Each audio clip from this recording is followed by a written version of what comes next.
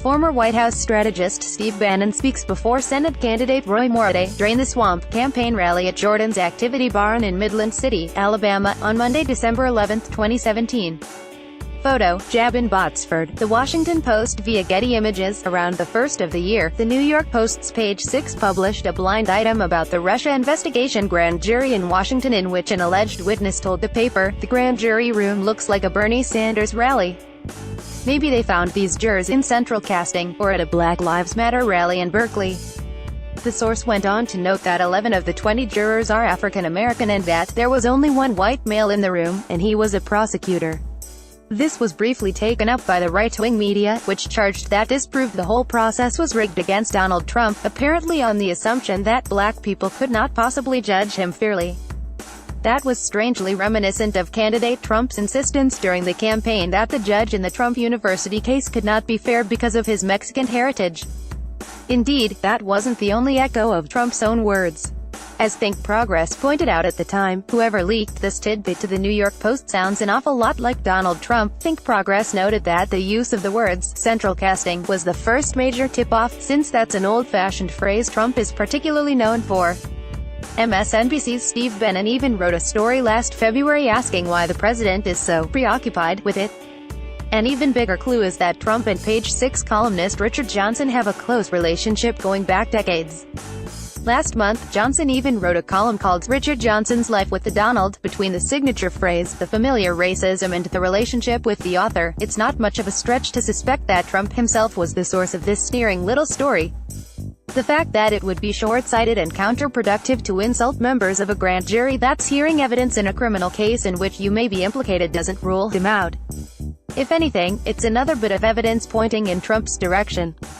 That story came to mind upon reading the news this week about former Trump campaign head and White House advisor Steve Bannon testifying before the House Intelligence Committee and being subpoenaed by special counsel Robert Mueller's office.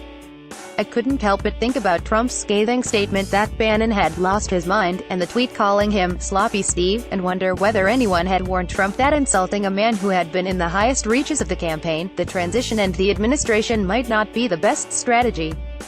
Pushing for him to be fired and cast out of the movement he helped create just doesn't seem like a savvy move. It would have been easy to blow off the Wolf book as fiction and give Bannon a pass to keep him inside the tent. A man with a lot of ammunition and nothing to lose is dangerous. This week, Bannon appeared before the House Intelligence Committee for about 10 hours and did something nobody else has been able to do. Members of both parties, who have not been able to agree on anything for months, came together to protest Bannon's claim of some form of executive privilege that has never existed before. They were upset enough that when Bannon's lawyer explained that he was making the claim because his testimony was voluntary, they quickly drafted a subpoena and gave it to him so that he could say he was compelled to talk. Bannon attacked the Republicans running these congressional committees for choosing to investigate the Trump campaign in Russia. He said it was part of an establishment plan to try to nullify the election result. Gowdy challenged him on that, asking Bannon, "Who is this establishment you refer to who is trying to nullify Trump's victory?" Bannon answered, "Paul Ryan and Mitch McConnell." Gowdy countered that Bannon couldn't have it both ways. Was he also referring to Trump confidant Kevin McCarthy, the leader of the Republican House Conference, who is surely part of the same Ryan McConnell establishment? There's no word on how Bannon responded to that. But according to Swan, he did slip up early on with a particularly damning little bit of info. He admitted that he'd had a conversation with former White House Chief of Staff Reince Priebus, former Press Secretary Sean Spicer and former legal spokesman Mark Corallo about Donald Trump Jr.'s infamous Trump Tower meeting with the Russians. Corallo later reportedly resigned over the cover-up. That got the committee very excited, but Bannon clammed up afterwards and said he wished he could say more. How funny that Bannon would drop that one little hint of inside knowledge of the single most important part of the puzzle, a possible conspiracy and cover-up, and nothing else. One might even suspect he did it on purpose just to let the White House know that even though they had claimed executive privilege, he was still in the driver's seat.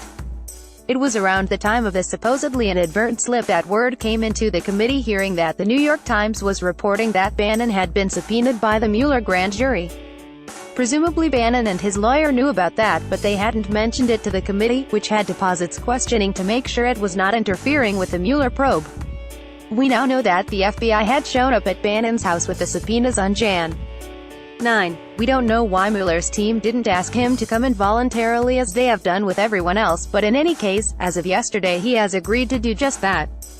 It's all very odd. Nobody else has been subpoenaed out of the blue by the special counsel, and nobody else has been instructed by the White House to claim such an expansive version of executive privilege before a congressional committee.